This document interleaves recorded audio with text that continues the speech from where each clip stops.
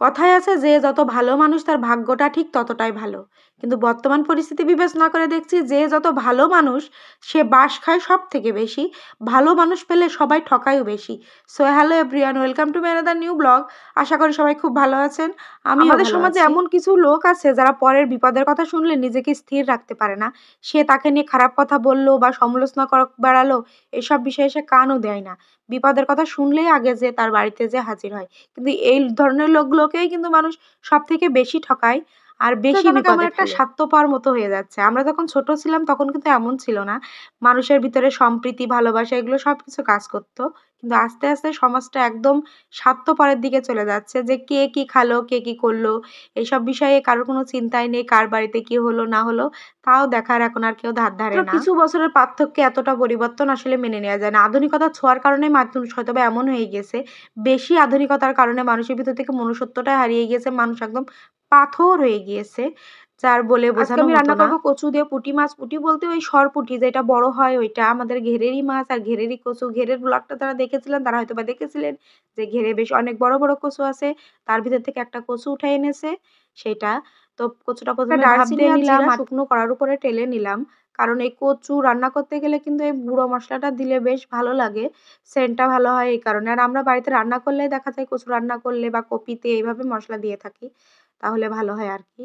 দেখেন মাছগুলোকে কি করে ফেললাম। কড়াইটা তাতেনি সেইভাবে মাছ দিয়েছি আর মাছগুলো সব ভেঙে গিয়েছে। আর আজকে রান্না করছি একদম বিকালে। সকাল থেকে একটুও সময় পাইনি রান্না করার। আসলে আমার বেশিরভাগ দিনটাই এভাবে যাচ্ছে। যেদিন সকালে প্রচুর পরিমাণে কাপড়-চোপড় থাকছে, পরিষ্কার করে ঘর মুছে আর রান্না করার সময় পাচ্ছি না। যা থাকছে তাই খেয়ে দেয়ে মেয়েকে খাইয়ে নিয়ে চলে যাচ্ছি স্কুলে।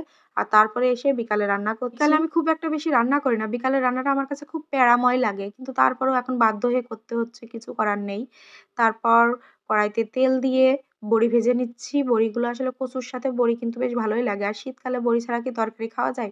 কখনোই যায় না। কচুগুলো আজকে আমি একবারে তুলে দেবো, কোনো সোমবারে দেবো না। প্রথমে কষিয়ে নেবো। এজন্য তেল দিয়ে, তেলের ভিতরে জিরে দিয়ে, কচুগুলো দিয়ে ভালো করে একটু নাড়াচাড়া করে নিচ্ছি। কচুটা একটু নেড়ে নিয়ে তার ভিতরে দিয়ে দিলাম হলুদ, দিয়ে ভালো করে আরেকটু নেড়ে নেবো। মানে একটু ভাজা, ভাজা করে নেবো আরকি। যেহেতু ভাপ দেয়া কচু কিন্তু সিদ্ধ হতে খুব একটা বেশি দেরি লাগবে না। তারপরে দিয়ে দিলাম মরিচ বাটা। কাঁচামরিচের পরিমাণটা একটু বেশি হয়ে গেছে না, কিছু করার নেই। আসলে কচুতে একটু ঝাল না হলে ভালো লাগে না। আর আমার এই যে মরিচগুলো এনেছে এগুলো একটুও ঝাল নেই। সেই কারণে একটু বেশি দেয়া হয়ে গেছে আরকি। তারপরে একটু হলুদ দিয়ে নাড়াচাড়া করে জল দিয়ে দিলাম। আর কচুতে কিন্তু একটু আপনি দেখবেন ঝাল, লবণ সবকিছুতে একটু বেশি, বেশি হয়। তাহলে খেতেও কিন্তু ভালো লাগে। আর গাল ধরে না। আর কচু আমার জন্য সে কারো গাল না ধরলেও আমার জন্য কচু খেলে গলার ভিতরে কুটকুট করে। আমি কচু খুব একটা খাই না। আপনাদের দাদা কচু খুব পছন্দ করে। আমার খুব একটা ভালো লাগে না। আবার মেয়েকে তো খাওয়াই না।